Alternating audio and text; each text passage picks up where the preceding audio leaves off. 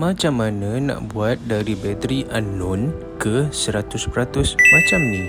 Macam kat tangan aku sekarang ni ada iPhone 11 yang dah ditukar bateri OEM. Ramai yang tanya OEM ni apa? OEM ni adalah Original Equipment Manufacturer, ataupun dalam bahasa pasar dia adalah ori kilang. Sebelum tu tolong komen dulu dan like dan follow Magista Studio.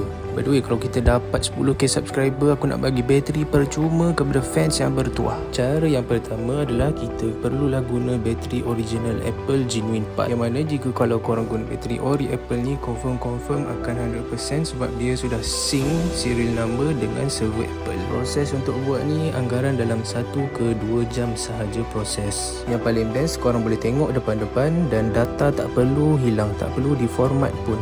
Cara yang kedua pula, kita sambung ke part 2. Komen kat bawah siapa nak part 2.